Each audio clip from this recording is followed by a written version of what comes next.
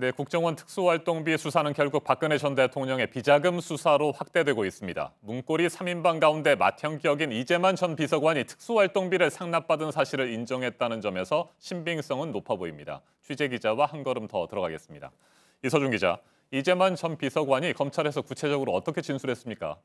예, 다시 한번 말씀을 드리면 박 전 대통령이 국정원 특수활동비를 받아내라고 지시를 했고 그 돈을 박 전 대통령에게 전달을 했다는 겁니다. 자신은 박 전 대통령에게 상납금을 전달하는 전달자에 불과했다는 주장입니다.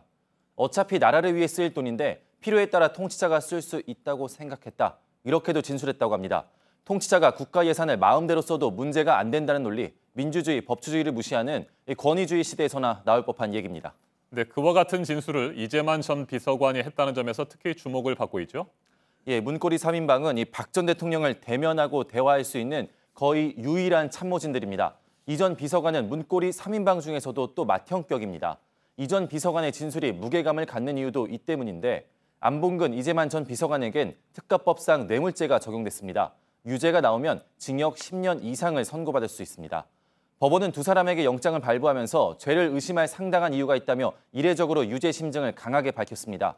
이 전 비서관이 박 전 대통령 지시를 인정할 수밖에 없던 배경도 이 때문으로 보입니다.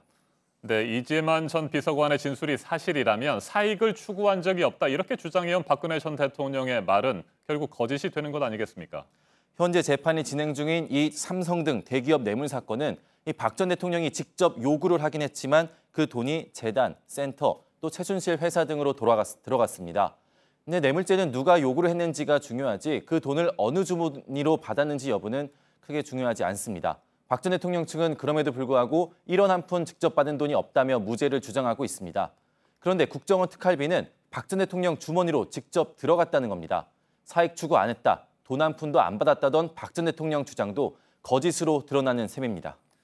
자, 그렇다면 박근혜 전 대통령은 도대체 왜 국민의 혈세로 만들어진 국정원 특수활동비를 상납받으려고 했던 것일까? 당연히 이 부분에 대해서도 조사가 이루어지겠죠? 네, 그렇습니다. 청와대 특수활동비를 보면은 한 해 200억 원 이상이 책정됩니다. 네. 또 매달 대통령이 쓸 수 있는 특활비도 수천만 원이 되는 걸로 알려져 있고 이와 별개로 대통령은 2억여 원의 연봉도 받습니다.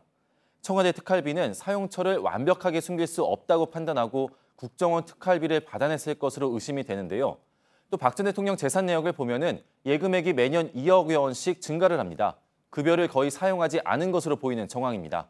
박 전 대통령 소환 조사가 불가피한 이유도 이 때문인데 하지만 재판까지 거부하고 있어서 이 검찰 조사도 막무가내로 거부할 것이라는 관측이 벌써부터 나옵니다. 네, 그렇게 많은 돈을 받아서 도대체 어디에 썼는지 이 부분에 대해서도 조사가 반드시 이루어져야 되겠죠? 예, 안봉근 이재만 전 비서관이 구속되면서 앞으로 수사해야 할 부분이 바로 그 부분입니다. 박 전 대통령과 최순실 씨가 출처를 알 수 없는 현금을 사용한 것으로 보이는 정황은 많이 드러났습니다.